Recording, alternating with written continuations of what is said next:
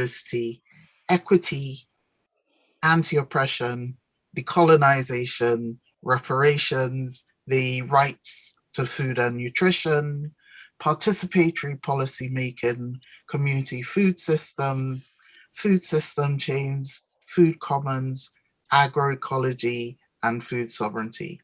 And I am based in London, England. I am doing this workshop with my dear friend and fellow Bread Collective member, Gael, who has a long experience in project management, scientific mediation, and research. Her area of expertise is sustainable food systems and CSA. Gael is currently, amongst other things, the president of the French-speaking CSA network and founding member of the Open Food Network Switzerland and the Bread Collective. Gael is based in a village in Switzerland, and together with other friends, we set up a collective, Bread, which stands for Build, Resilience, Equity, Agroecology, and Dignity.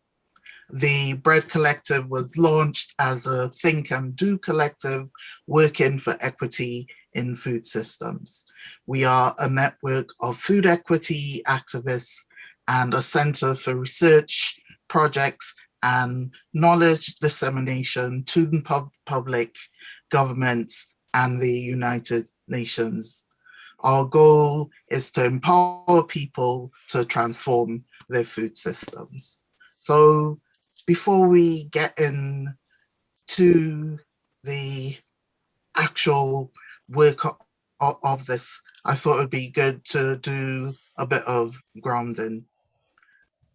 So if people feel comfortable to close their eyes, please do so. And we are going to take some deep breaths. Breathe in and breathe out through your mouth. Breathe in again through your nostrils, your nose. And breathe out through your mouth.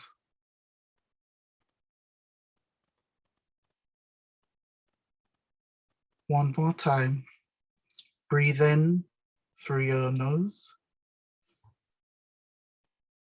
And breathe out through your mouth.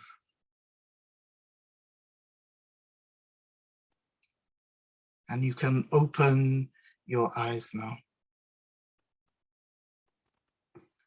Community-supported agriculture and local solidarity partnerships for agroecology are seen as one of the ways to build equity in our food system. Yet, particularly in the global north, it is white, middle-class people who predominate in benefiting. The most marginalized and most impacted by household food insecurity do not benefit. So how do we change this? We start by asking ourselves some questions that will reveal some uncomfortable truths. The work of justice is not an easy one. So, who holds power in the food system? Do we take into account the complex dynamics and histories of place and people, or the disabling impacts of policy and legislation? How are we as farmers, eaters, activists, researchers and academics and policymakers holding change? What are our collective responsibilities? Are we innovators and social change agents? Or are we just replicating or reinforcing the harm of the existing systems of extraction and oppression. Are current models of CSA and LSPA inclusive and diverse? Is diversity and inclusion enough? Should we be looking towards building participation, anti-oppression, and equity into our models? Do they recognize and uphold the dignity, autonomy, and agency of people within their communities so that they can realize their rights to food and nutrition and ultimately their food and health sovereignty? These are the questions we would like you to hold as we first hear from people who have created socially and economically diverse and inclusive models. Then we will dive a bit deeper and start unpacking these things whilst coming up with ways to be socially and economically inclusive in our own CSAs and LSPAs. And I'll pass you over now to Gael, who will introduce our panelists.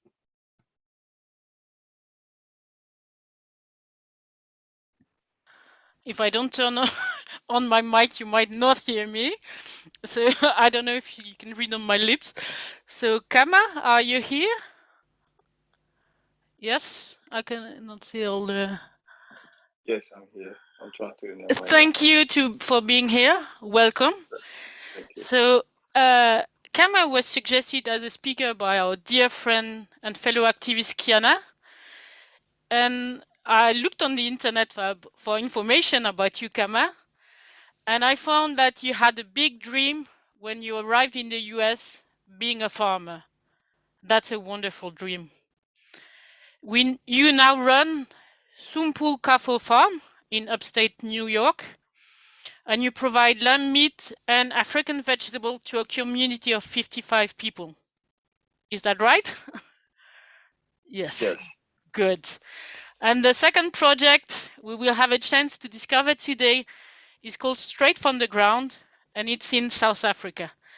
I'm very happy to have Claire with us, as we met by chance on Facebook during the lockdown through a common friend. We were discussing food sovereignty on the Facebook, and she said, you should learn about this project.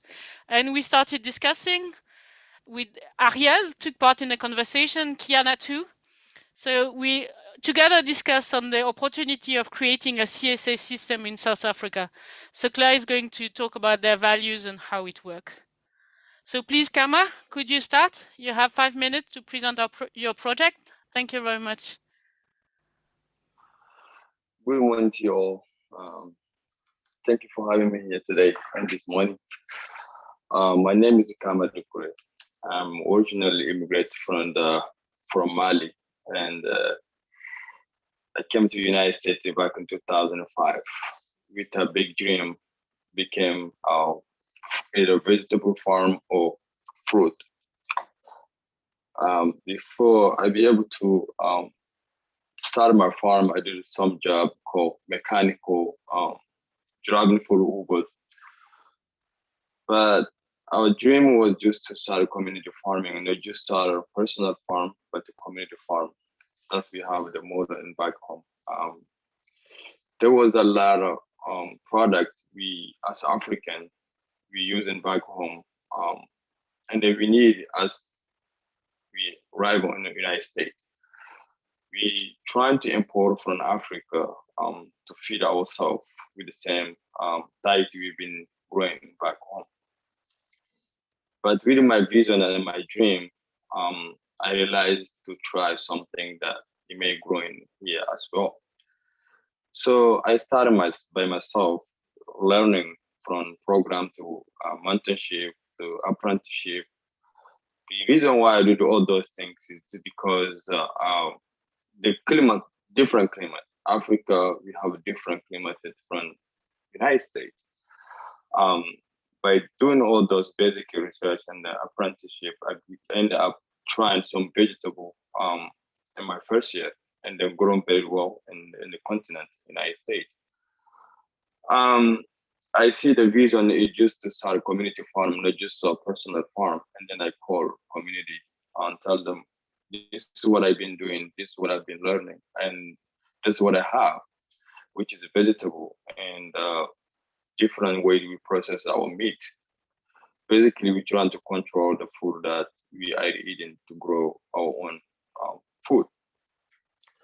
So we start with 55 members, but it doesn't mean we are supplying just to 55 members. It's hundreds of people are buying our product today as Africans. And we receive a phone call from different states like Ohio, uh, New Jersey close to us, and Rhode Island, Pennsylvania. But the product we have is not enough even to supply those people in New York as Africans. But with the model that we're doing right now, we trying to create even bigger than what we thinking, the dream. From 55, we're trying to allocate it to make 100 people to join the farm to be able to supply the community. We can give a little example. We just want to bring to let them eat healthy food that we all know how we grow it and make them healthier and get a desire, whatever they was not getting back in 30 years when they arrive into the state. We're trying to import different projects, including having our kid to learning where the food come from. Because we did experiments into asking them, where did the food come from? They would tell you come from the supermarket. When you ask them where the eggs come from, they tell you supermarket. When you ask them where the milk come from, they tell the supermarket. So we're trying to change those models. We give them opportunity to come to the farm and give them basket, go collect the eggs. Whatever eggs they collected, we let them take it home. We want them to be able to learning how to grow their own food. So far, we having different ideas. Those ideas to help to learn here and then go back home and help farmers, because we see the farmers are struggling back home. Different climate coming, climate change affecting a lot of different things. So our goal is just to help them back home and be able to stay in the farming. As we all know, I may go out the topic a little bit, how the African youth are trying to get rich into Europe. So we try to let them know we have opportunity back home where we can farm and grow different variety and different things to make money without moving to different continents. So our project is getting bigger and bigger and bigger with the support of a different organization. But right now, we intended to go beyond our dream, which is our dream was to provide every fresh vegetable from Africa to grow that here and supply to give to the community in the state. But now our vision is to see if we can grow even bigger, help the other youth, other farmers in Africa to start organic farming, not the chemical, because I see they're using a lot of chemical farming right now, which is not healthy for the soil and for the food and for themselves. So we're trying to change those things from here to from the state, whatever we learn here, to transform to the Africa. So that's what we have. So far, 55 members, and we do a rotation once in a month. Each group go and work once in a month. So we divided by 4 groups, 4 days, every day, 4 members go and work on the farm, and following day, another 4 members go and work on the farm. So we did a rotation. We could keep a job we have, we keep a job, at the same time developing this for the community. So we're selling the product very low price just to support the community, to support ourselves also as well. So this past days, they eat, we'll be able to sell a lot of sheep, $100 different from the other people they get in the farm. So just to make it life easier for them. Yeah, so we are working different projects, and just this is the basic thing that we have so far. We've been working on it. So we have all of the leadership and the president, vice president, secretary. We have a different members, different board members, and I'm just daily basis work in the farm. So thank you so much for having us this morning, and we're looking for to learn from the other people the way they're doing their business. Thank you so much. Thank you. It's very interesting. There's so much we can discuss. So we'll discuss later. We'll break into smaller rooms so we really have a space to discuss. I will now give the floor to Claire so she can present the project. Hi, so my name is Claire Roussel, and I am speaking from Johannesburg in South Africa. And I am part of a team called Straight from the Ground. And we have a garden in Johannesburg. And from that garden, we run a vegetable box scheme. And we grow some of the produce on the garden that we operate on, and then we buy a lot of produce from small-scale farmers in and around Johannesburg. The idea of community-supported agriculture is very unfamiliar in Johannesburg. I think that there are some things that look like CSAs in other parts of the country, but it's not a well-known concept. And so I feel like even though we've been doing this for a year and a half, that we are still aspiring to a lot of the ideals of CSA, and certainly a lot of the ideals of more diverse ways of doing a vegetable box scheme.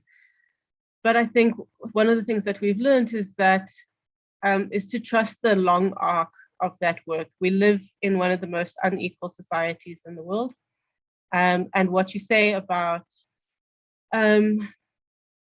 community-supported agriculture, or these kind of small networks of farmers and consumers being predominantly middle class, and in South Africa predominantly white, is true. And I think we have to just trust that long process, that we know that we're committed to that change, but that it's not an immediate change. It's not something that, so we've been doing things in small ways, but also using the wealth of, so we're situated in quite a wealthy neighborhood, and which was just, it was the circumstances, and sort of using that as a resource to stabilize the organization, while we try to make the work that we do far more participatory, engaged, accessible, and making sure that that the best food that we know, I mean, we're growing, and from the farmers that we work with, they are growing some of the best vegetables I see anywhere, and making sure that each week, at least some of that, even if it's through a donation or food relief projects, is going to people who otherwise wouldn't be able to afford it.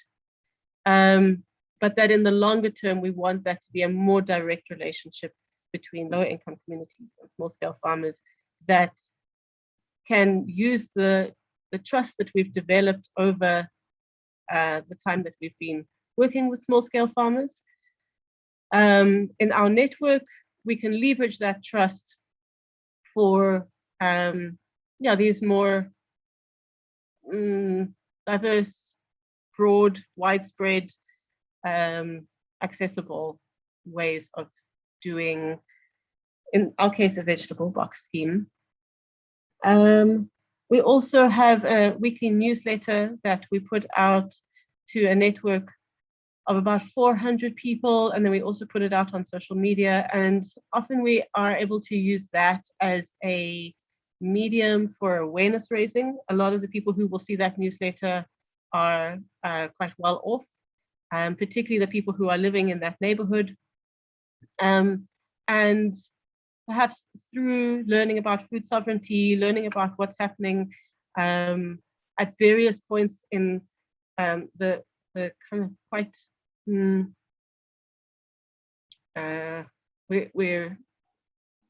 in some cases, in some ways, South Africa is in a state of chaos and disaster, and kind of drawing attention to each of those issues as they affect people's access to food, and putting that out on the newsletter as well, because perhaps that has a way of shifting some mindsets, and leveraging some resources in the direction of lower income communities. And we have seen that happen in a lot of instances, even in a small way. And then we also have a shop which runs, so we're predominantly volunteer run. We managed to earn like a tiny little stipend here and there, but for the most part, we're certainly not earning any kind of salary, although we are putting, for some of us, this is our main work. And we have a once a week shop, which we don't manage to open more often than that because it's we don't have the capacity. But that shop, we see it's also in its infancy, but we see it becoming a platform for micro producers, also often from lower income communities who are producing beautiful things, and that the shop can be a showcase in this quite wealthy neighborhood that we are operating in. And and I don't know where that leads, but hopefully that leads to those products being seen by a wider group of people.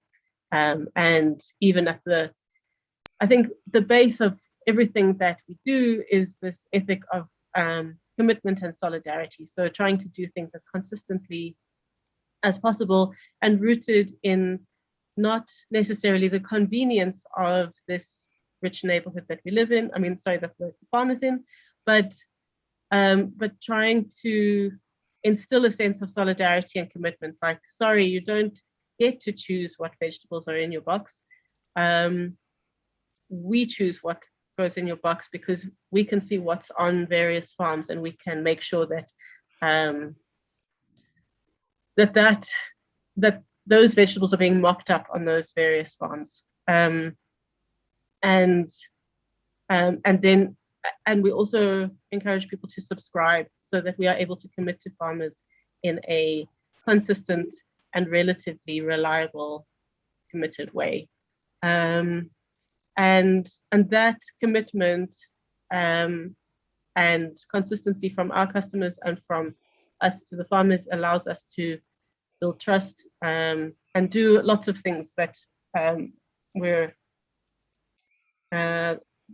feel we're doing okay, that have some impact beyond just selling vegetables to rich people. Could you say a word about your work on indigenous vegetables? I think you've worked on a booklet or a book also. Yes, so separate to Straight from the Ground. I'm also part of a collective with Brittany Kesselman and Andrew Benny, who I can see is down there in the attendance of this meeting. And Brittany and myself and a lot of other Indigenous knowledge holders have come together and made these beautiful little books, which, if you give me a second, I'll just grab one.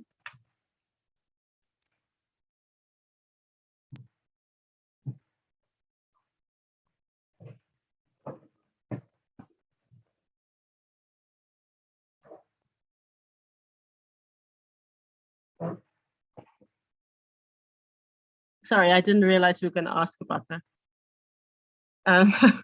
Or I would have been prepared. So these books, in English, they are called Indigenous Plants for Resilient Futures. And they're translated into isiZulu and Setswana, and soon Tshivenda, another South African language. And they are the product of a couple of workshops and an online talk by incredible practitioners who are farmers and who are chefs and who are seed and land activists, And so this book brings together extracts from each of those workshops, some recipes from what was eaten at those workshops, some quotes from the talk that happened online, and yeah, and a little bit of background to how the book came about, and that is supported in part by the Goethe Institute's Sustainable Together program. You could maybe put a link to the book if people are interested. That would be nice. I will. Oh, maybe. Oh, it's already okay. I think you're already something. Really? So it's going fast. That's new technology. So Natalie, Claire, if you're done, I'll take the lead now, and you can discuss with people later in the smaller room. So Natalie, could you open my PowerPoint, please?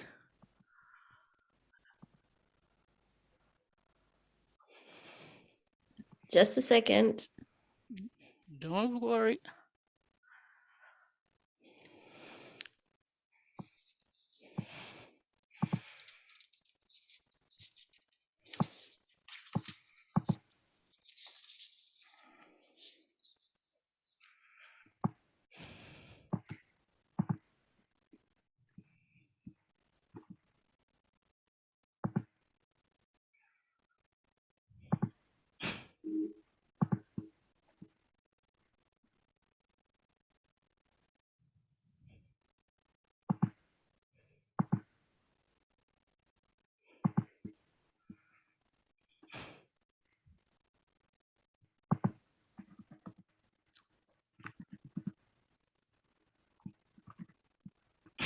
Sorry, I can't see my controls. Sorry if that's a bit like they disappeared actually. So I'm just trying to open it up. Yeah, I don't know how to help you out. No, I can't just see it. I guess that's why Jocelyn has two computers or two screens. Probably, yeah. Wait, let me move it. Then I can probably open it better. Okay, here we go. Okay, so you can move to the second one.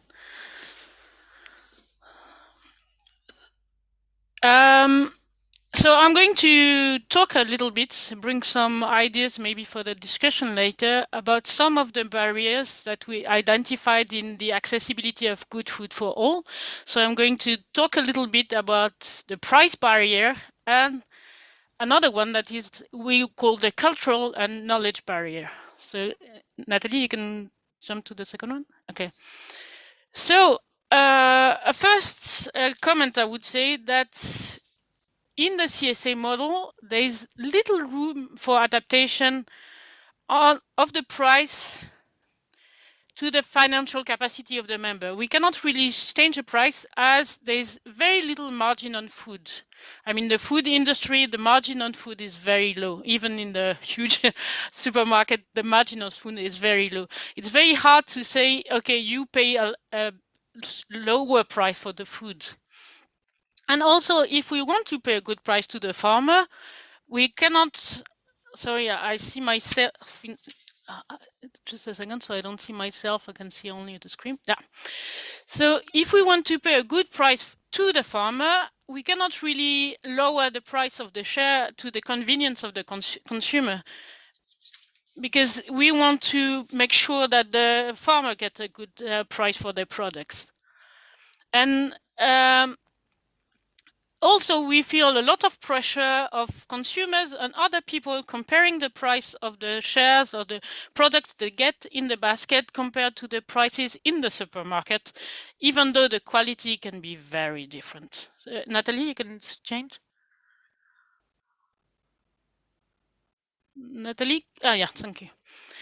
So, what are some examples of good practices on this issue of the price? As I said before, the price paid to the farmer cannot be lowered. The cost to the final consumer could be shared with other people. An example would be that in some project, the price of the share is shared with other members of the community. The example of cocaine, it's a Geneva, a CSA. You pay your share according to your financial capacity. So if you're a lawyer and you earn more money, you pay your share a higher price than people that don't have much money. And even if you have less money than that, you can pay less and do more voluntary work for the value of your share. So that's a system. Another idea is in Germany. They have some bidding round system where they put in common the capacity on. They have a meeting once a year and they say that's the money we need for next year for the salary of the farmers, for covering the costs of farming. That's the money we need. Please write on a little piece of paper how much you could pay your share and put it in an envelope. And after a while, they open the envelope and see if the amount is covered by the money that people can put in it. So each person pay according to what they can really pay. So that's a way of sharing the cost and including more people in the system. Not only people with a high income, but also other people can be involved. Another way of doing things is sharing the costs with a non-profit organization. That can be, for example, in France, in a CSA in France, what they do is people pay their share to a non-profit organization, and the non-profit organization crowdfund or look for other ways or other possibilities of funding the shares. So the consumers pay a part and the rest is crowdfunded or held by philanthropists or other systems. So the farmer get the money, but the people pay according to what they can pay. Another way of doing this would be saying that people pay their shares and the local institution pay an extra bit. An example would be now with the COVID situation, some cities want to support local farmers or local projects by paying a part of it. So people pay the shares with the tickets, the coupon systems, and they pay them 20% less than the normal price. And the city pays the difference, or even a bit more to help the farmers and local producers. Natalie, if you want to. So that were my first ideas on the price issue, and then I put my mind into the accessibility issue. So one problem I see is that many projects are started by activists. They then contact their friends, their fellow activists, their family to start the project. But it remains in a bubble of very active people. So we need to burst the bubble and get out of just the activists and touch more people. People that are less conscious about the issues of the food system and people that are not putting so much energy in changing the food system yet. So we really need to have a way of communicating not only with activists, but more people. And also, on the question of accessibility, we noticed that there are many people that are under the radar. We have no idea what they eat or where they get their food from. I think there are whole parallel food systems that we barely know about. There are some people we don't know. We don't know what they eat. We don't know where they're from. And I guess some people have also don't have a permit to stay in the country, and they don't get access to the coupons and systems that are organized by the state, and we don't really know what they eat or where it comes from. And also another point on the question of accessibility would be a feedback I got is that it might be very hard for marginalized people to make long-term commitment as the CSA model demands. So how can you ask people to sign for a year if they have no idea if they'll get a salary the next month? Natalie, you can go to the next one. So I was wondering what was done on these issues, and one big example would be in France. They have a huge network with thousands of farmers and a lot of staff members. So what they started doing was organizing web encounters that 300 people attended, and they started working with activists, researchers, lots of people to come together and bring back the attention to accessibility of good food. So they really wanted to put people together and discuss these issues. It's still work in progress. We don't have the report yet, but if we have more information, I'll gladly share it with you. Or we find a way through urgency to share the result of all this work that has been done. At our level, our collective, with Dee and other friends, we are starting a project we call Nourrir la Diversité, feeding the diversity, alimentando la diversidad. So our idea is to change the narrative about food and go and interview people in their own language and discuss with them about food. And in the first part of the project, we want to create a live library of experiences and narratives about food. And the second step would be going back to the neighborhoods and with them help them get the capacity to participate in the discussion on food in their local instances or with the city. So we are in advanced steps with making some. Okay. Sorry, I was reading what Dee wrote. We are making contacts to start this project. The city of Geneva is very interested by it, so we're starting this project. We already created a non-profit organization. And we already have the website, so if you're interested in this project, please get in touch. We will gladly talk about it. Another project I'm working on is called Open Food Network. So it's an open food. Sorry, I'm seeing the discussion. I don't know if I can turn it off. So Open Food Network is an open source platform to support the access to online selling to agroecological farmers. So our idea is to help farmers sell their produce online, give them a good tool that is very low in cost, but very efficient. We also want to create a part of this project that would be especially focusing on specialty and if marginalized people have their own little business in the food business, we would like to help them get access to our platform and sell their produce. So we are very advanced on this project. We already got some funding, so it's moving faster.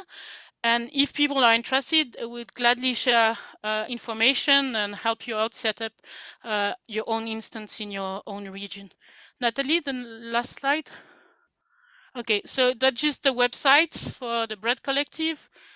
Kama, I didn't see your website or email address, but if you agree to share it, maybe you could add it to the chat. And sure, I can. Thank you. So sorry, I was trying to read the slides while seeing things popping up, but I guess that's the thing. So now we're going to split into different rooms to have a good space for discussion. So we were thinking that the language would make, we could split in different languages. So that one would be English speaking. Can a Portuguese speaking person be helping us by facilitating the room? Would it be, yes, Ariel? Wonderful.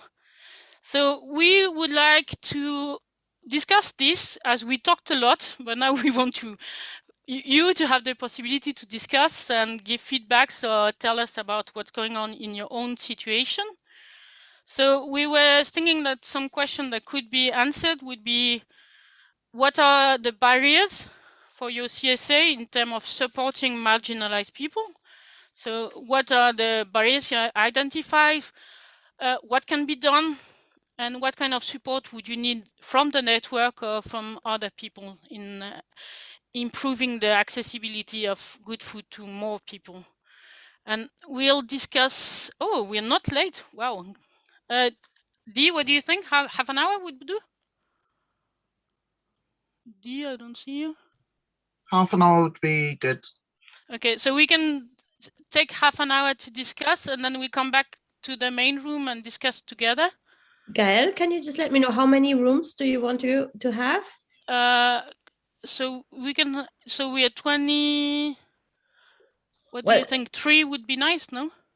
I'm not sure if there, because there's also the interpreters that you see here in the.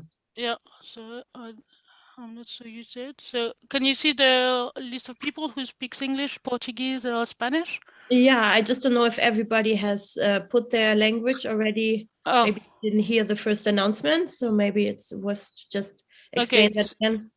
So we could have a room with where the discussion would be in English. We can have a room in Portuguese, so people could discuss in Portuguese and just giving us the feedback in English at the end. So that's the idea. And if there are several Spanish-speaking people, it would be nice to have a room for them. So if any Spanish-speaking person could facilitate the discussion. So who? Because I saw. Okay, so the report back can also be in Portuguese, Ariel, if you want. So is there anybody speaking Spanish? I think your idea was that you put your ES, EN, or PT in front of your name so we can see it. Yeah. So I don't know if there is English Spanish-speaking people here. There was at the beginning, but I don't see anymore.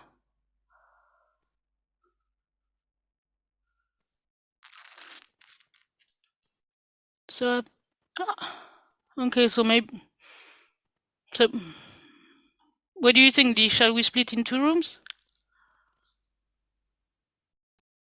I think so. Okay, so I will create a room then for the everybody who has EN in front of the name, and assign you to it, and then the rest will stay in the main room then here where there are also interpretation channels. Is that okay? Perfect, thank you. Perfect. So we'll be back in half an hour. That makes it, yeah, in half an hour. We have different times. So, yeah. And we'll put it all together to have a feedback and see how we can move from there to what future steps should be taken. And Claire has a little surprise for you at the very end. So see you in half an hour. Thank you, Natalie. Takes me just a second here to get. Yeah, go ahead.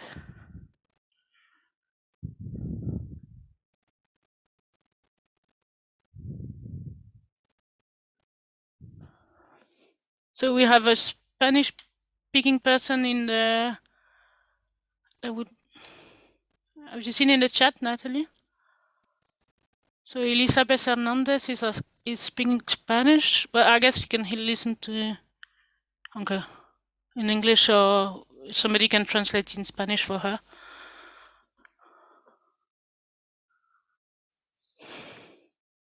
Okay, you should have a link now to the English room, and for the others, it will be here in the main room, and we have also the Spanish interpretation here.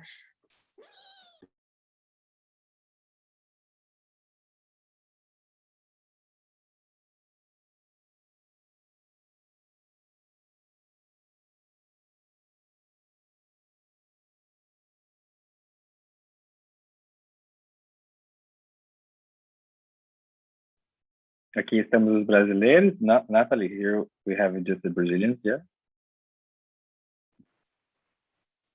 Okay. So we need another room, sorry. No, I'm just asking you. We're just staying in this room. The Brazilians should stay in this room? Yes, exactly. Yeah, because we have a bit of a mix, I think, here. So just to make sure if somebody needs interpretation, it is here as well. Okay, I think Kama is with us as well. I can add him to the English room.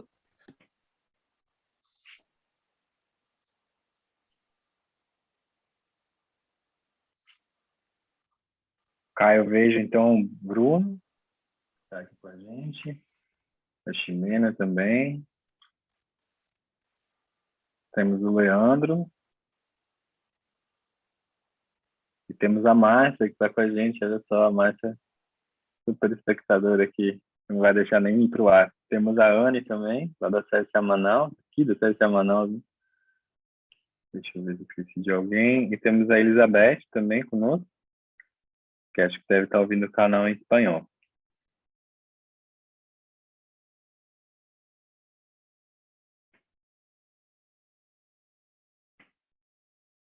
Perfeito, somos 6 aqui. Vocês todos estão me ouvindo?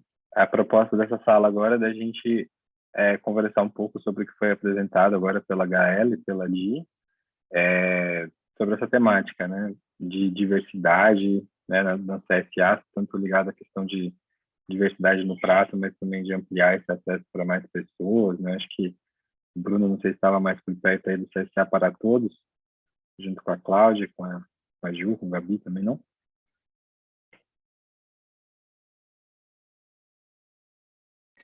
Por favor, podem abrir seus microfones, vamos conversar um pouquinho, temos meia hora. Eu posso falar? Pode, por favor. Então, diante até do que a Gaeli falou, esqueci o nome da outra moça, acho que é Dry, né? Dry, acho que é o nome dela. Dia, pode chamar ela de Dia, mais fácil. Dia. Assim, eu sinto, de alguma maneira, que isso é um desafio muito grande para nós, de maneira geral, porque meio que a Cláudia até trouxe isso para nós, aqui em São Paulo, eu, Juliana, Gabriela, e foi um pouco difícil, assim, a gente conseguir encampar isso. Acho que os modelos que eles apresentaram não fugiu muito daquilo que a gente até imaginou aqui em São Paulo, então a gente meio que tentou no passado uma parceria com o SESC, mas acabou não dando muito certo. E mesmo outras CSAs que, enfim, ainda estão tentando lutar em alguma medida para se tornar uma CSA de fato e não um grupo de consumo ou alguma outra forma de coletivo, mesmo as pessoas do grupo acabam trazendo essa demanda de que o grupo seja mais inclusivo, né? Então, por exemplo, aqui em São Paulo, ali perto, para quem não conhece, né? Mas aqui na zona sul de São Paulo tem uma represa, uma região da represa que é uma região mais periférica, e ali na represa de Guarapiranga tem um produtor lá que é que enfim, toca uma CSA lá da Horizonte Azul, enfim, que também até nasceu antes da Comida da Terra aqui em São Paulo, que é uma outra CSA que tem aqui, que está mais consolidada, mais amadurecida, mas é uma demanda dos próprios habitantes ali da região, porque muitos pegam dessa região periférica. Só que eu sinto que, e até assim, como desabafo que eu coloco, porque eu acho que pelo menos pela fala delas haveria esse espaço, e também para pensar alternativas, né? Acho que eu já tinham me contado desses modelos, né? Desses modelos que elas apresentaram, principalmente de parceria mesmo com instituições, ou mesmo as pessoas partilhando para poder pagar ou para poder redistribuir valores, mas eu acho que é um trabalho que é muito a longo prazo mesmo, assim, sabe? Eu me convenci muito disso, que a gente não vai fazer milagre nenhum, né? Acho que também eu mesmo, nesses 2, 3 anos que eu estou envolvido um pouco com isso, eu entendi que quantidade não é qualidade. Estou pensando assim, é um apoio muito a longo prazo que a gente oferta para quem produz alimentos. Então, nesse sentido, também é uma transformação a longo prazo de nós mesmos para nos tornar não mais consumidores, mas apoiadores de fato, né? Então, eu acho que, assim, enquanto modelos práticos, o que eu sinto mesmo aqui em São Paulo, mas acho que também no Brasil é possível, acho que a Cláudia ou a Gabriela tinham mencionado para mim uma instituição que eu não vou lembrar o nome, talvez você conheça, Ariel, que ela não é nenhuma instituição muito conhecida da sociedade civil, mas que ela meio que consegue também financiar ela consegue financiar projetos que a própria CSA abraça, que faz com que pessoas que seriam periféricas e não conseguiriam ter esse acesso fariam. Então, acho que parcerias com instituições aqui no Brasil mesmo acaba sendo, essas instituições maiores, como o SESC, ou mesmo outras instituições, eu estou esquecendo o nome dessa, que consegue dar essa acessibilidade. Assim, o máximo que a gente conseguiu na CSA Comida da Terra olha, a gente está entendendo que a gente precisa expandir o nosso público, as pessoas que a gente está querendo proporcionar alimento de qualidade, né? E assim, o máximo que a gente conseguiu foi a Joana e o Thiago conseguiram se organizar na produção para fazer doação de alimentos. Né? Não é o ideal, porque de fato essas pessoas não são coagricultores e essa é uma doação esporádica, mas a gente pelo menos tentou fazer alguma coisa que fugisse um pouco do enquadramento básico de ter alguém financiando e apoiando a longo prazo, mas que pelo menos fosse acessível para pessoas numa situação muito limite, assim, eram moradores de rua, assim mesmo. Né? Aqui tem uma ocupação famosa, para quem não é de São Paulo, também, que chama Ocupação 9 de Julho. É uma organização assim, muito maravilhosa, que consegue funcionar de uma maneira muito horizontal. E eles têm uma cozinha lá. E cada vez mais eles têm recebido produtos de pequenas produtoras, para fazer essa cozinha rodar, e eles conseguiram. Então, assim, só para não me alongar muito, estou de olho aqui no relógio também por causa da minha hora, mas acho que assim, o que eu consegui encontrar de fato de alternativa, e aqui eu estou colocando isso não para falar da minha experiência, mas até para partilhar, para ver se vocês teriam também uma devolutiva de experiências que eu não consegui agregar aqui, que é parcerias com instituições, esses modelos de doação de alimentos mesmo, mas também ainda é um desafio para nós aqui conseguir quebrar essa barreira, né? E, assim, mesmo a Gabriela, pelo menos, que foi a pessoa que praticamente me iniciou aqui em São Paulo na CSA, ela pontuava muito isso, assim, quando havia essas demandas dessa CSA aqui na Zona Sul, que é numa região periférica mesmo, sobre a vontade de um ou outro em, olha, a gente precisa expandir para todo mundo ter acesso. E as coisas não funcionam assim, né? Assim, é muito a longo prazo, isso tem que ser muito planejado. E ela falou assim, olha, Bruno, de fato, isso aqui que eles querem, pelo menos um deles queria, né? Não vai conseguir se realizar na prática. A gente precisa conscientizar as pessoas de uma maneira muito madura. Então, acho que também, se a gente quer, de fato, expandir para que a gente consiga englobar o maior número de pessoas, especialmente pessoas que não conseguiriam ter esse acesso, acho que também se conscientizar que isso é uma transformação a longo prazo, sabe? Então, eu falo para vocês assim com muita honestidade aqui. Para mim, eu tenho amizades que moram em regiões periféricas e mesmo para eles, né? Eu sempre me coloquei nessa situação de porque para essas pessoas o que eu tento me engajar é tão estranho, porque muitas vezes é aquele dinheiro que ela tem, né? Então, eu acho que é um pouco a gente pensar que se a gente está apoiando uma comunidade e a gente faz parte dessa comunidade, talvez o nosso apoio tenha que ser mais integral ainda. Nesse sentido, acho que até, se não me engano, acho que eu vi uma fala sua, Ariel, que eu procurei no site da UGENS, numa reunião antiga, que teve um debate mais ou menos sobre esse mesmo tema que a gente está tratando aqui, que era sobre como incluir pessoas que não conseguiriam manter a CSA a longo prazo, né, essa coisa que é um mercado de trabalho instável nas grandes cidades. Né? Isso aí é uma lei que cada vez mais está imperando no nosso mundo.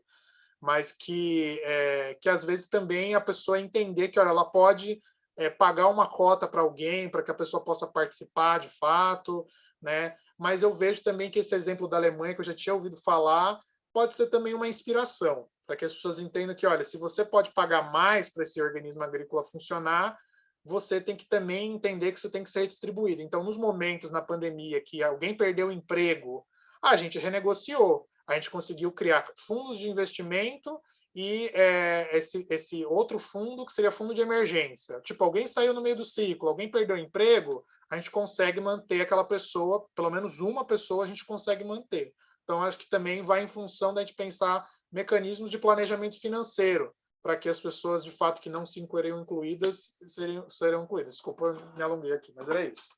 Não, cara, perfeito. Eu fiz as anotações aqui. Eu acho que esse feedback aí de você, né, de São Paulo e capital, é super legal, porque o movimento tem ampliado. Eu tenho sempre recebido mensagens do pessoal de tem CSA em São Paulo. Assim, eu mesmo não consegui ainda entender onde estão os depósitos, quem que é o pessoal de Atibaia que entrega lá. Então, acho que assim, está crescendo muito forte, né?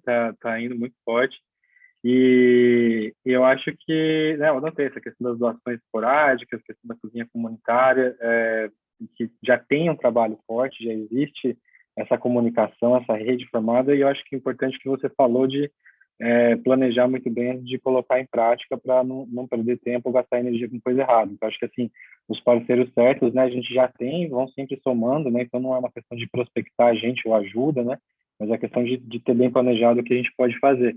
E agora que eu acho que é interessante que você traz aí, da gente aprender com o bidding round, né, que é essa chamada lá da Alemanha, lá de a gente passar o chapéu, né, então a gente tem um orçamento da unidade agrícola, né, e aí a gente pode ver em cima disso aí como a gente pode trabalhar e também na hora de colocar o valor, né, sugerido em cima de um número de coagricultores específicos, a gente já colocar que aquele valor está sendo calculado para quê, por exemplo, né?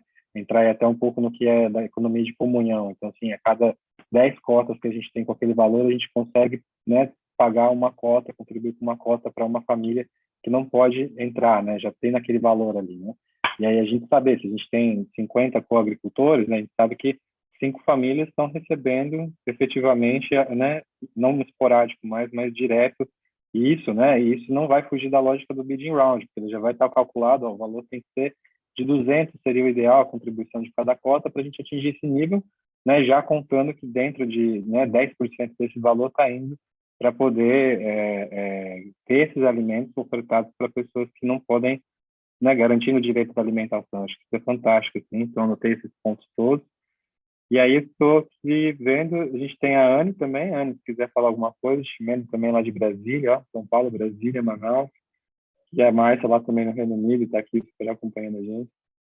Márcia, Colin Nadir, que ela é fantástica, e ela está na Inglaterra, então acho que dá para acompanhar o trabalho dela aí, ela é super cheia de contatos, acho que rapidinho vocês já se entrosam aí.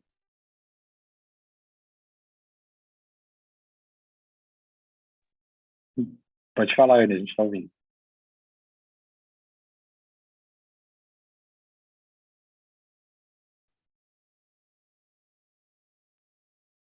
Anne, está ouvindo?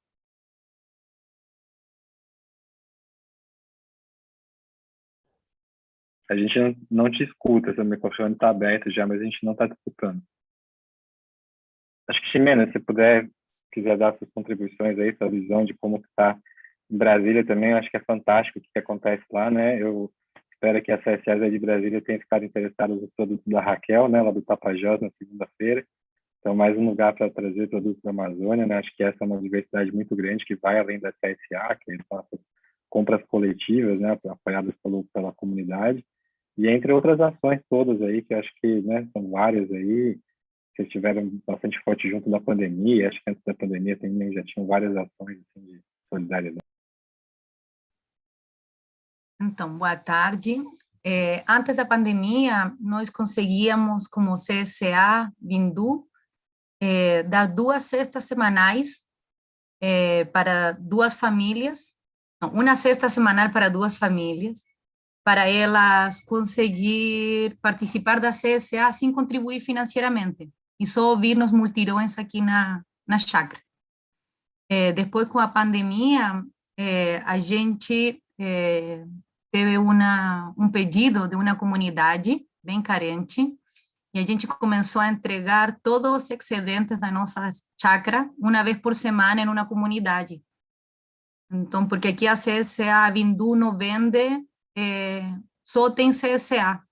Então, como a vezes muita comida para nós tirávamos todo o que estava disponível e uma vez por semana íamos na caminhoneta deixar nessa comunidade no mesmo dia que a gente fazia a entrega.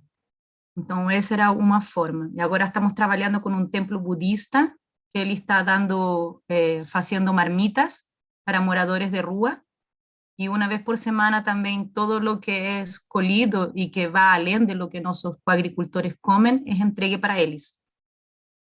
E é isso, é um sonho, né? Conseguir a gente aumentar nossa cota, a contribuição financeira de quem pode pagar, para incluir já dentro da planilha pessoas que gostariam de receber semanalmente e que não teriam como pagar.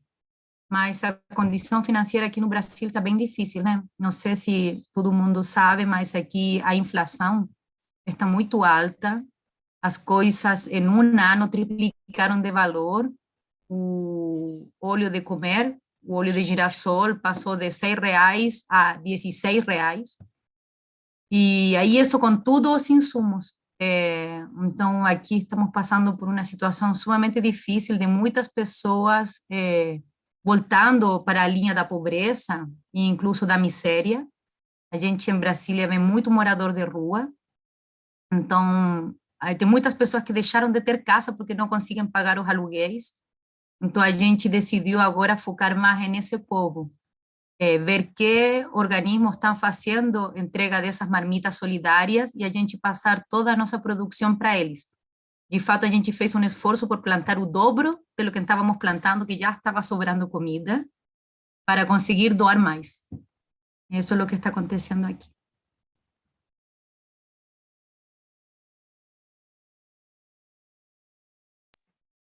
Obrigado. Eu acho que daqui né, de Manaus também tem várias iniciativas aí que estavam acontecendo, né, muito por conta da pandemia também, e muitas ações, né, o pessoal também, né, lá de Iranduba ali, né, tem também uma comunidade ali perto, tem algumas famílias que eles acabam levando os excedentes também, né, da CSA, mas eu acho que, né, tem muito para ser feito, assim, e a gente fica, né, pensando assim, como estruturar a CSA, a gente organizar a CSA, mas saber lidar com isso como um todo, assim, para que não sejam, né, igual o Bruno colocou, não sejam doações esporádicas, assim, que a gente consiga trazer para esse campo da solidariedade, isso que é o diferencial da CSA, né, frente a qualquer outra coisa. O diferencial da CSA é compromisso, né, e se a gente, do mesmo jeito que a gente fala de assumir esse compromisso junto com os agricultores, entre os consumidores, né, a gente também, na hora que abarcar isso, pensar, pô, tem excedente, né, temos aí vagas, como que a gente pode pensar numa maneira do agricultor não ficar na mão com o orçamento,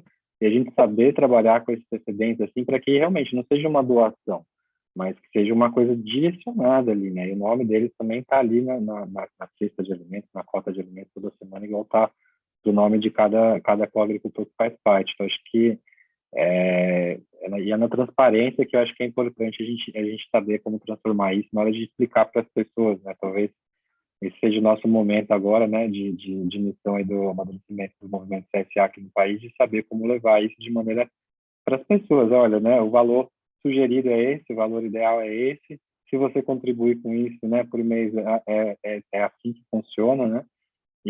Mas ao mesmo tempo também não queremos deixar ninguém de fora, né? E tentar achar saídas criativas assim para a gente, né, ter o direito da alimentação e ao mesmo tempo assim saber que esses fluxos financeiros, econômicos aí são super importantes para sustentar a unidade agrícola, porque sustentando a unidade agrícola a gente consegue manter nossa alimentação e manter a alimentação de outras pessoas também.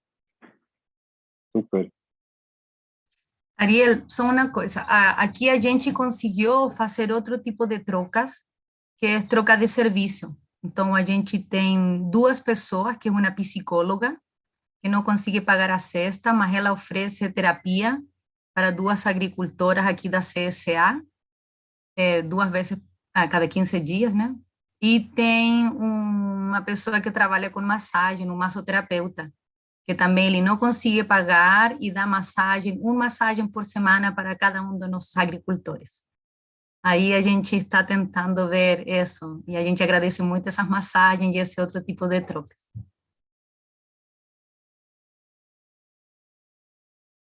Pode falar, Bruno, bora lá.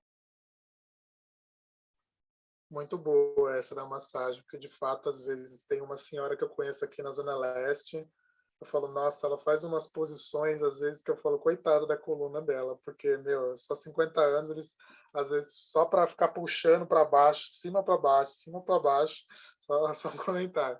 Mas acho que, assim, uma coisa que, às vezes, eu sinto falta, né, que eu nem sei se isso, de fato, está no próprio site da Urgence ou não, mas que talvez isso passe a ser, não sei, assim, é só uma sugestão boba, mas isso seja uma política de fato da CSA Brasil, ou se não, da própria Urgence, que haja uma aba com sugestões e orientações do como fazer. Né? Não sei se isso existe no site, eu nunca encontrei no site da CSA Brasil, mas que isso não só se torne um elemento de conversa, de debate nos simpósios, mas também que a gente pense em metodologias práticas mesmo disso, assim, tipo, não sei, às vezes tem vindo para mim muito que o grande amadurecimento que eu observei assim, é amadurecimento financeiro, né? Não que a gente só pense no preço, muito pelo contrário, mas esse amadurecimento financeiro, eu penso mais assim, em aproximar de uma maneira muito orgânica da parte de quem apoia, de como o organismo agrícola funciona, né? Então, assim, quando eu faço, por exemplo, as entrevistas que eu faço com quem tem que ser, né? Com as pessoas que possam ter interesse na CSA, eu tento deixar muito claro esse racha quase cognitivo que as pessoas não entendem que é compromisso, que para a pessoa, às vezes, mesmo quem tem condições financeiras, é quase não, a pessoa não entende, né? Para vocês terem uma noção, uma vez eu tentei convencer uma colega minha de curso, ela achou que era esquema de pirâmide, olha o nível da coisa. Então, assim, é uma coisa tão radical que a pessoa não entende, ela não sabe processar na primeira hora, nesse nível de investimento. Então, acho que, assim, talvez propor, em alguma medida, talvez um material orientativo que possa estar no site, ou mesmo no site da CSA Brasil, com opções, aquelas opções ali que elas nos deram no slide. De fato, a situação no Brasil está complicada, mas ela também não é impossível, mas pelo menos para surtir efeito na ideia das pessoas, em que elas consigam fazer essa parceria, né? Assim, até para partilhar aqui, para finalizar essa minha fala, mas acho que o único projeto que eu conheci, que tem aqui em São Paulo, que tenta um pouco fazer isso, não é CSA, é grupo de consumo, mas que tenta fazer um pouco isso, chama um projeto de, se vocês quiserem depois procurar no Instagram, chama de Ponta a Ponta, que eles meio que tentam fazer isso, atender tanto famílias em situação de vulnerabilidade, quanto agricultores em situação de vulnerabilidade. Só que, assim, a diferença é que, de fato, eles trabalham com captação de recursos. Então, acho que, assim, no limite, acho que a gente está falando aqui de captação de recursos e como partilhar bônus e ônus. Só que eu acho que talvez começar a tornar isso que a gente tem falado aqui agora procedimental, sabe? Então, ter uma aba no site com diretivas de como fazer para com que mais pessoas que não tenham condição de ter acesso tenham. Então, uma cartilha, ou mesmo um botão que seja, para que aquilo esteja e as pessoas comecem a pensar elas mesmas também, além das alternativas que estão ali apresentadas, para formalizar mesmo, né? Nossa, não, eu acho fantástico isso, né? Super demais também que a Ximena está aqui com a gente para, né, acompanhar todo esse processo aí de remodelagem do site, né, dessa nova fase da CSA Brasil. E eu acho que é legal trazer o exemplo da CSA de Portugal, né, das AMAPs, e ver o cuidado que eles tiveram para poder fazer um material de divulgação, né? Pensando em semiótica, em lógica e tudo mais, as imagens, a forma de comunicação, ou seja, cada vírgula foi cuidadosamente pensada, né? E eu acho que é isso, né? Eu que anotei um pouco disso que você falou, né? Acho que, assim, então a linguagem é uma coisa que realmente precisamos alinhar isso, daí temos aqui a nível nacional do Brasil questões, e acho que tem questões para hoje também, que acho que essas coisas de redes sociais, o que a gente está vendo, então, né, os canais de comunicação, o YouTube, eu vejo que é fantástico, então, os brasileiros começaram a se inscrever nos canais da Urgent, né, começou a divulgar, a gente começou, né, com 40 inscritos no Urgent TV, estamos agora já indo para os 200, né, então, isso é fantástico. E daí, assim, depois a linguagem que isso seja pensado enquanto metodologia, né, que foi que você trouxe aí para a gente pensar, assim, na hora de divulgar, enquanto fomentador, facilitador do CSA, e que, efetivamente, aí, né, vire uma política mesmo dentro das nossas discussões, para que a gente realmente não esqueça isso e seja incluído como princípio e tudo mais, né. Acho que foi fantástico aqui, né? A Nathalie está chamando a gente daqui a pouco para voltar, temos mais 5 minutinhos, mas se você quiser falar alguma coisa também. A Anne está aqui com a gente, não sei se você nos ouve agora, se quiser falar também mais um pouquinho.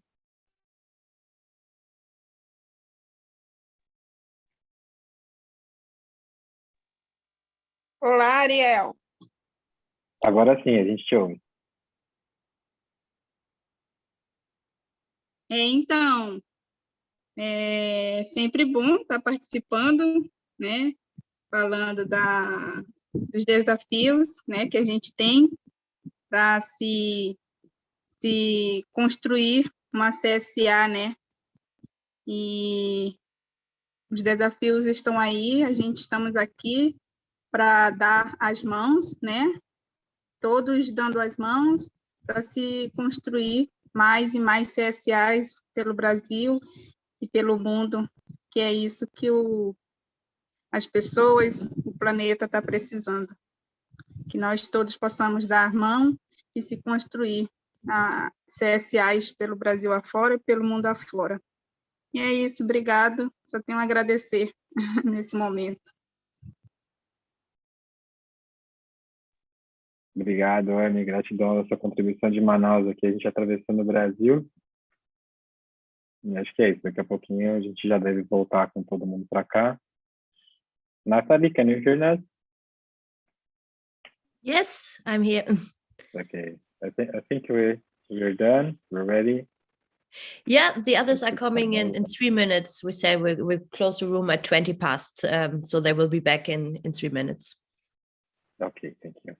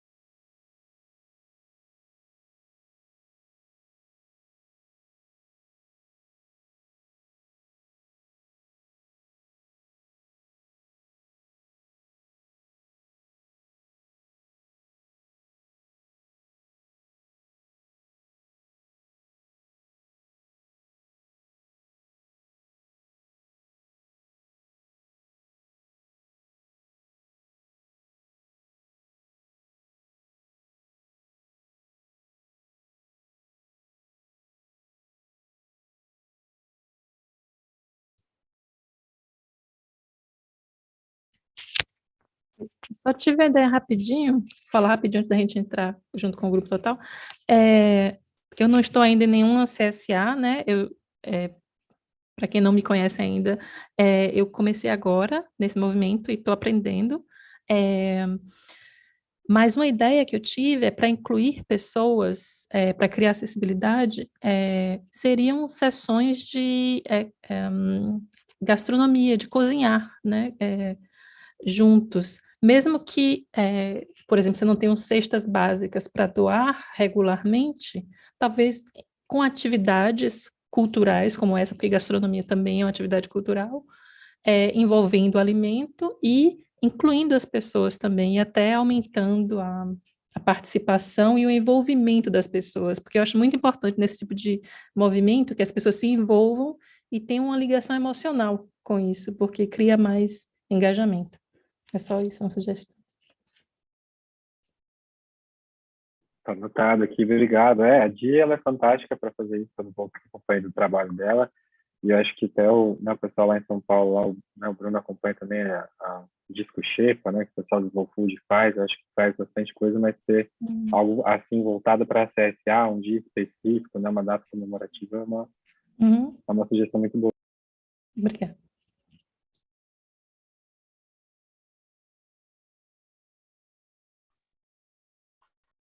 Até você me agregou uma ideia agora nesse sentido, Ariel, que é talvez começar a pensar nisso como um novo princípio. Acessibilidade, talvez, ou soberania, ou alguma alimentar, talvez.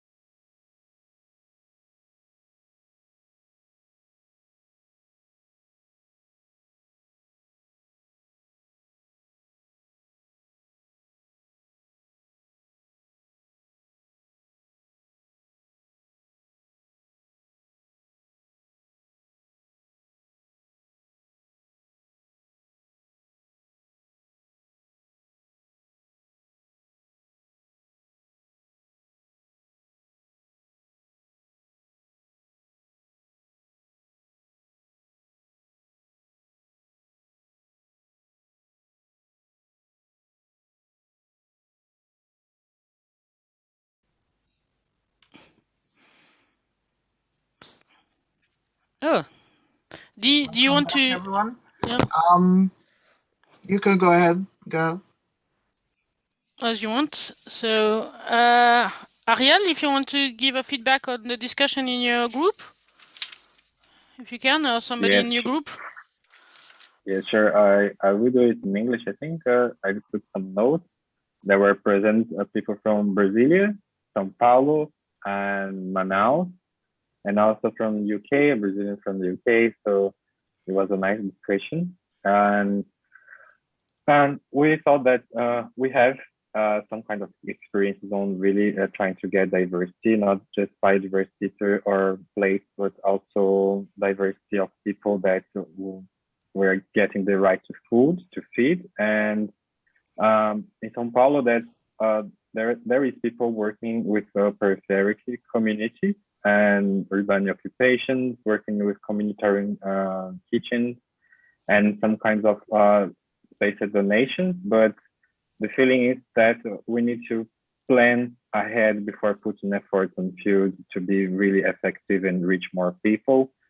And in Brasilia, people in there are also working with donations to Buddhist temple, which prepares meals to people which live in the streets. And also they're changing some shares, CSA shares with psychological care to the farmers, and also like other kinds of therapies as well. And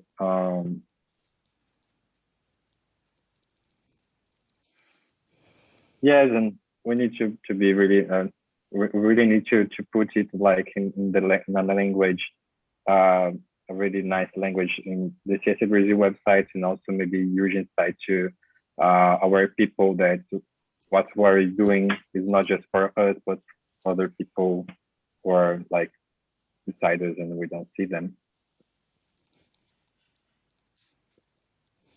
Gael, I can send you something written after. Perfect. That would be wonderful. So shall I give a little feedback on our discussion? So let me go back to my pages. So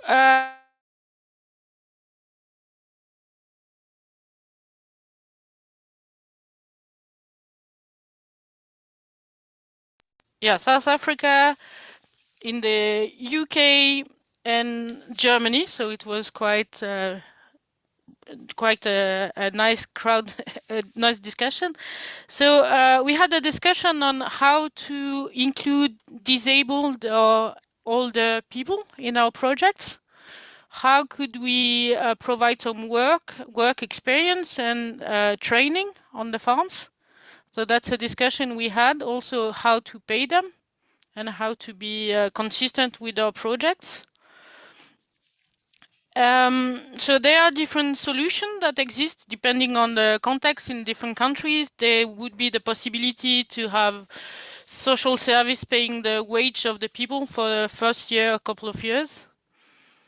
We also discussed the idea of having a deal with the social workers.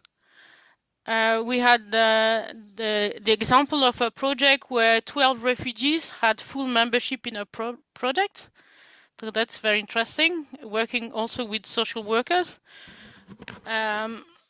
Then we discussed Dee was talking about a project with patchwork farming. So I like the idea of patchwork, even though if we had access to land, we wouldn't need to do patchwork. But that's another discussion we won't start now. But also, how do we feed the people and how we work with small-scale farmers also. So Claire was also talking about the trust, building trust between the people who could afford the shares and some small-scale farmers or disadvantaged communities, and how their work as a CSA group or as a group activist could help build the trust between everybody, and how they could also make longer term contracts with small scale farmers, and how helpful it would be. Okay, we also talk about the restaurants working with farmers, how they could also have long-term contracts or being interested in specialties or heritage food, or in that case there was African food. And yeah, we had a discussion also how to include older people who cannot really work on the farm anymore. So we would be not only older people, but also if they have a disability or if they have a sickness, or in the case of quarantine. So there was a solution in Norway that was that some people volunteered to help pick up the vegetables or deliver them on a voluntary basis. But as the community was strong enough, people were feeling empowered to help out those who could not collect their own shares. Am I forgetting something? Dee, I think you took some notes too. Good, you're happy with my feedback? Good. No, I don't take any notes because we're recording this. But yes. I think you covered everything, and what I'm getting is that, you know, we need to be doing some lobbying to ensure that, one, we can access funds, you know, be it from local authorities or, you know, charitable or philanthropist funds, to be able to do some of this work and to do it long term rather than project based. And we need to work with sort of local governments and other authorities as well in terms of supporting us in doing this work. So what do you think about this conversation? How can we do some follow-up of how are we going to continue? So with Dee and other friends, we started the Bread Collective website. So we want to follow up on the conversation on the equity access to food. So it's just starting. So we have the website for the moment, but we want to feed into it. So that could be a place, but we also want to bring the conversation to the whole CSA network, because I think we still need to talk long and hard about this question. I think we could have a whole symposium only on the question of accessibility, but it's opening up. There are some ideas, and as I said before, and François said it too, the French are doing a huge work on this question of accessibility.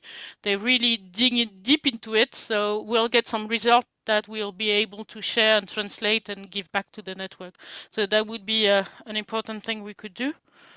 I don't know how much time is left. And I know we're also mapping and collecting different case studies. Urgency is collecting case studies of different models that, you know, we can share. But I see this as the beginning of a conversation, and for us to continue exchanging and supporting best practice and learning from each other. So how much time do we have left? Natalie, are you here?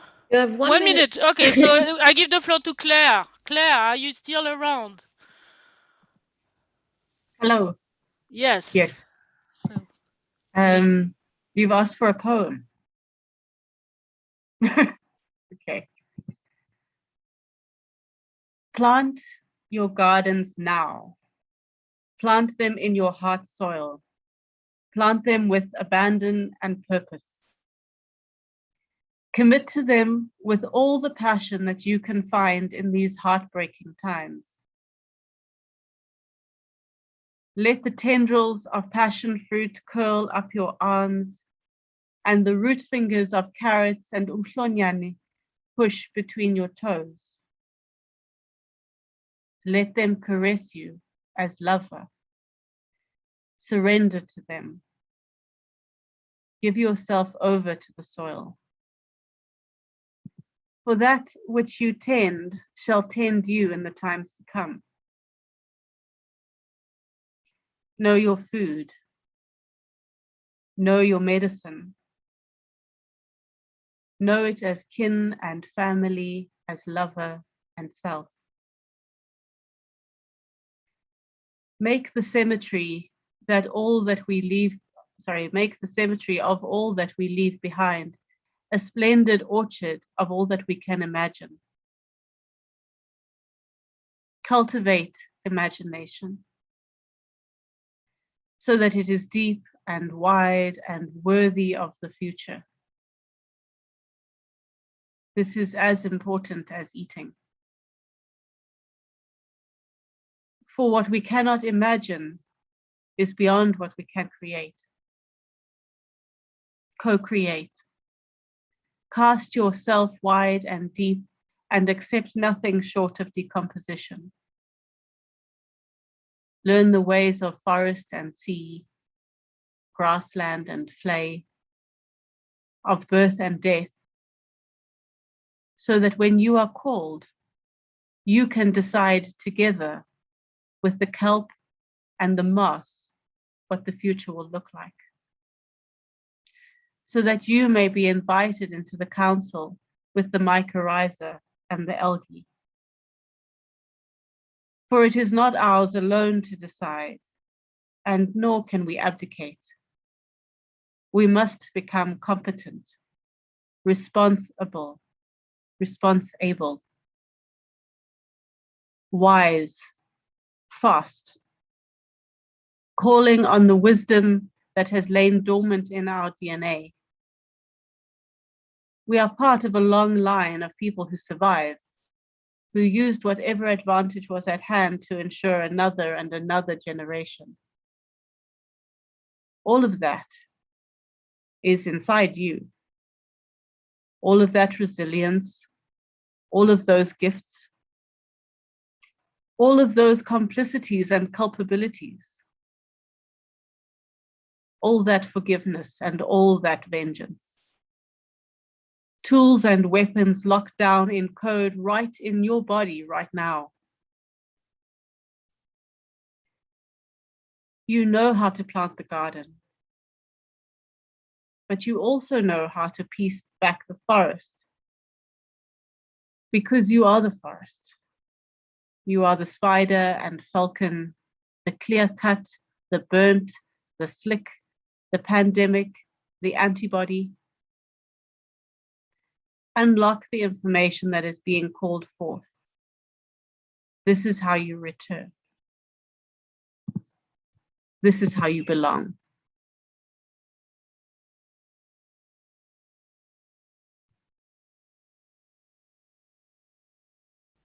Thank you so much. That was the best way to finish the workshop.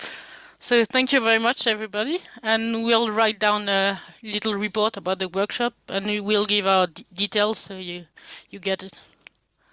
So, Natalie, I think we're pretty much on time, aren't we? Yeah, thanks, and great thanks to the interpreters for helping us out here in this session. Thank you very much for making this happen. Thank you. Thank you, everyone. Bye. Thank you. Bye. Keep in touch.